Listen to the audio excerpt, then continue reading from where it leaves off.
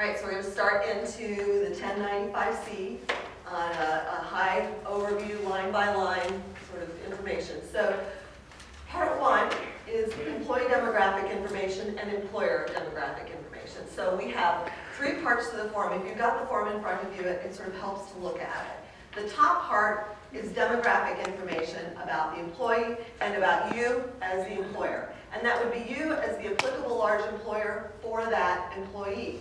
So one note, if you have multiple applicable large employers, you're a member of a control group, you have multiple tax ID numbers, you'll want to make sure that the tax ID number that you use for the employee and the tax ID number you use for you as the employer are the same on the 1095 that you use on their W-2.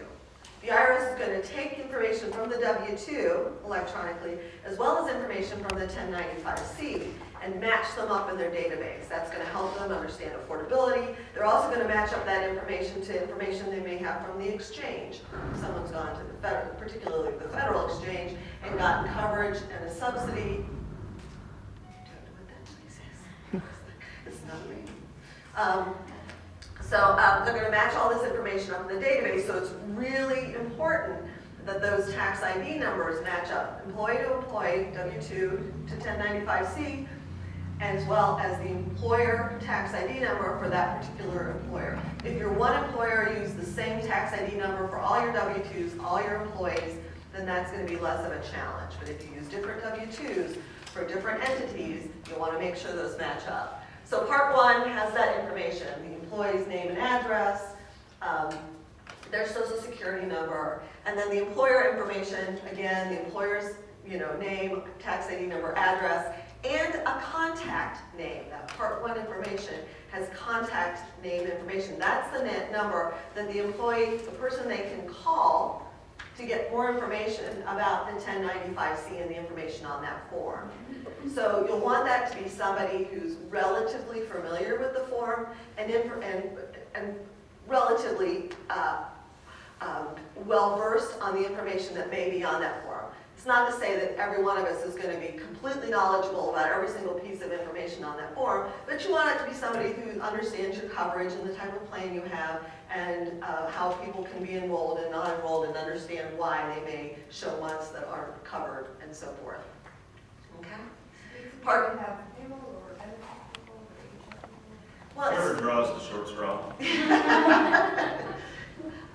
So that's a good question, and I think it's different in every company. So I know Some companies, that's all one person. Yeah.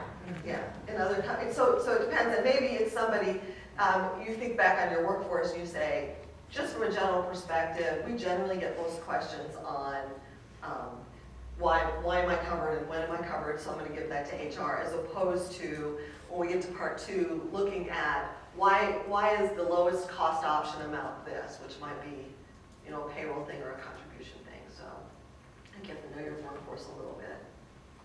Part two goes specifically into the codes. We'll talk about those in great detail this afternoon. We'll go over a little bit here, but this is really the part of the form where the IRS is determining whether or not you owe a penalty based on the 4980HB, the minimum value affordability part of coverage.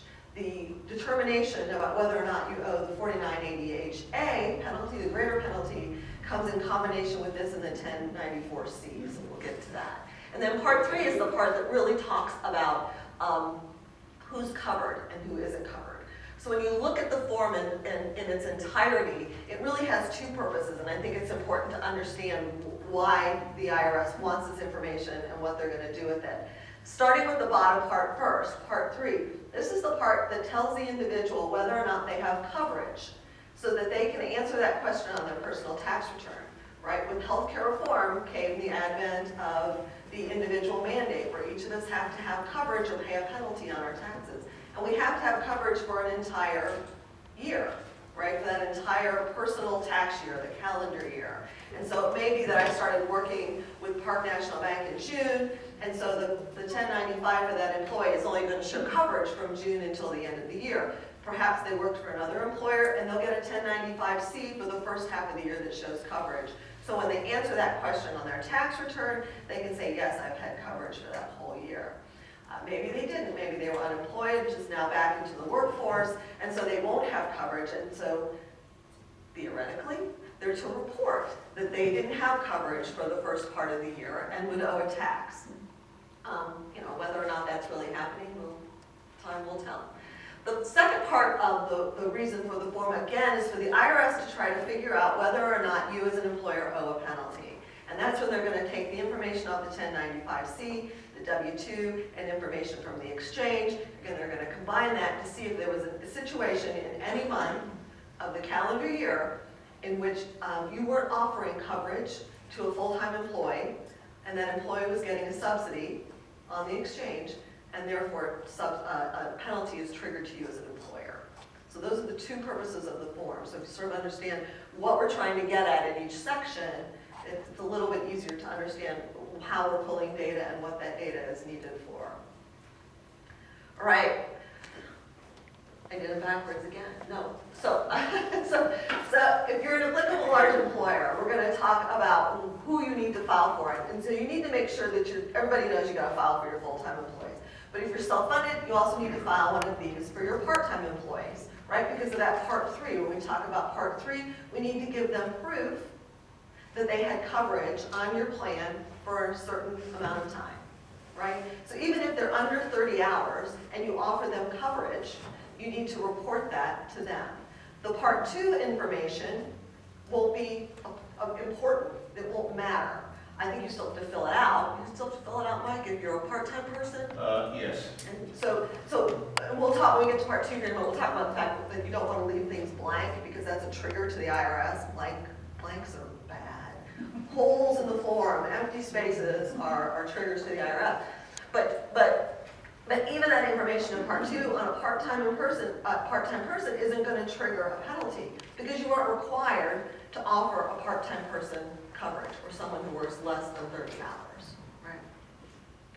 We also need to make sure that we're reporting on COBRA participants, retirees, elected officials, township trustees, anyone who you're offering coverage to but might not be an employee. We need to make sure we're reporting on them as well, again, because they need that for Part 3 for their individual coverage. Now, COBRA participants come in two sort of flavors, right? If I'm a COBRA participant and it's because I terminated employment and lost my job or I voluntarily terminated employment, then I'm going to have a form, right? Because I had coverage, but I'm not under Part 2. It's going to look really odd, and we'll talk about that this afternoon with those codes. You're going to report them as a non-employee, and it's going to look like the codes you're going to use are going to look like and say, I don't have to offer them coverage. And you don't under healthcare reform purposes, but you do under COBRA. So it sort of feels wonky, and that's how this form is for a lot of things, right? So we're going to report out on the codes. They're not my employee. I don't have to offer them coverage. But if somebody's eligible for COBRA, this doesn't trump that. You still have to offer them COBRA coverage, just so you know that. Tom? Can you send it to their last known address? Yeah. That's a big issue a lot of times. Yeah. It's the normal Certified. COBRA, it's normal COBRA requirement, so last known address. And you'll see that ACA is a marriage of a whole bunch of different laws already out there, so they use a lot of COBRA requirements, notification requirements. You'll see IRS, there's just a lot of similarities that they've said, hey, we're just going to take what we already did over here and put it in here. One thing to kind of make sure that why are we having to do this? Again, when I file my taxes, I'm going to tell them what months I had insurance to avoid the penalty. We didn't have this in 2014. It was an honor system for individuals. They either said they had it or didn't have it. There's no way for the IRS to verify that. Now they do. Now they've asked us, because we're bored, hey guys, go ahead and fill out these forms for your employees now, so we don't have to do it. So y'all are doing this on behalf of those individuals. They have to have this proof. Now I don't submit the 1095-C to the IRS. I just keep it for audit purposes. So your employees are going to get the 1095-C. They're going to hold that. Then they go ahead and tell their tax return or TurboTax or whatever what months I had insurance or didn't have insurance for penalty purposes. But where do I get the form? So that's why when you think about your non-employees, your COBRA, retirees, where they get this form is the most recent employer. You know, a month over, I'm extending the benefits I have with my most recent employer. I retired from employment, I'm on early retirement, and I retired 10 years ago.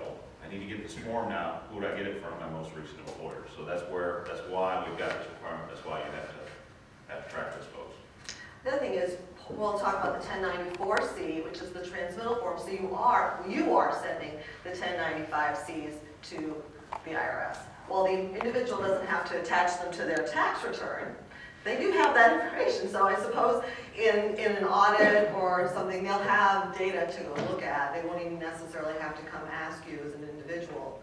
The other thing is that as an employee, or I guess as a citizen of the United States, better said, you can get multiple 1095Cs.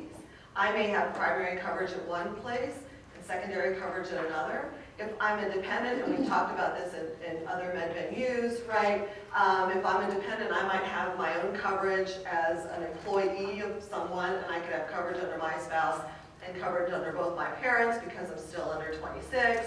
I don't think maybe some people are doing it, I don't know, but it's a potential. So I could possibly end up with 4 1095Cs. I don't know who's tertiary and fourth coverage. I never have figured that out, but it's still a possibility under the law. There are also people that have Medicare. If you have individuals who are working over 65, you're more than 100 employees, they're on your plan, they could also be on Medicare. I think that, so there's a form called a 1095A that if you're covered under federal coverage, you get, whether it's through an exchange or Medicare, you're going to get a form or get some sort of proof of coverage. If you have TRICARE, you're going to get some sort of proof of coverage again. So you can end up with multiple forms, but again, you hold these as employees. So there's no, you know, when we talked about, we've just done TR, thank you Eric Brown, our compliance department, who's had a heavy hand in getting all of your transitional reinsurance filings done.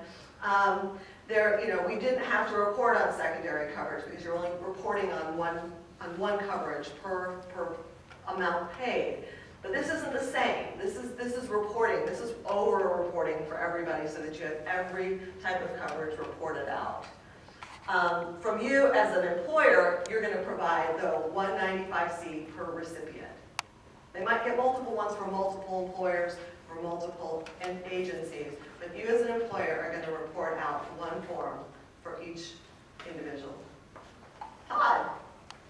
Going back to this 1095A for Medicare, say if you have an employee who is on Medicare and has a supplement, you still have to offer them the 1095C, correct? If they're on your plan, right? Yeah. If they're on the plan. They're on the plan. Okay, but if they just have a supplement on Medicare, you don't have Well, to. are they full-time? Yes, we understand today, and it's a gray area, there's a lot of these with the IRS. If they're a full-time active employee, you still treat them like an active employee. Now, because they're on Medicare, you're not going to be at risk for a penalty, but as it stands, this goes back to what's the most conservative approach, because there isn't a clear answer for that. The attorneys, and we did get consensus with our attorneys, they said, make the offer just like you would any other full-time employee. Make the offer, they're going to waive off, you put in the codes, you'll see the codes this afternoon. And at least you cover yourself. I assume that will be clarified probably as we go forward after we have a couple years under our belt. But that's what we're recommending now. The B forms, did that right? No. Basically, the B forms for your non-employees, your COBRA retirees, you do have the option to use the B forms to report on them. Why complicate your lives? One of the things you'll see throughout this presentation, we're going to make recommendations. Keep it simple. We want to do that for y'all. I'm sure you want to do the same. You could use a separate form. I'm already doing the C forms and everybody else. Let me just, I know them, I understand them, let me just keep using the same forms. If you decided to do B forms, then you'd have to do a 1094B transmittal form as well. So Yeah. again, not just a second set of forms, but a second set of transmittals. So, You want to do that. all right. So we talked a little bit about part one. Let's get into it a little bit more deeply. Again, lines 1 through 6, we're going to talk about and report out the name of the employee, their address, and their social security number, right? Lines 7 through 13, we're going to put in our information as an employer, including our tax ID number that we report out for that employee. So the W-2 tax ID number that I use for that employee is the tax ID number I want to include for the employer on the 1095C for that person. On line 10, again, we're going to put the name of the individual at our company who's going to take, questions with regards to these forms. Now, I don't know, I can't remember, and I may remember, there was another form that we had, it might be the SBCs, where we have to put a name, a contact name on the SBCs. No, there was another form that we did a couple years ago where we had to put a contact name on. The health insurance marketplace knows that. Maybe that, yeah. I mean, I don't know. Did anybody get a whole bunch of questions on that? I mean, I don't know that this is really going to be a huge, it may be. We all have those employees. We all have those employees that call about everything, right? Yeah. But globally speaking, I don't know that it is it's going to be a huge,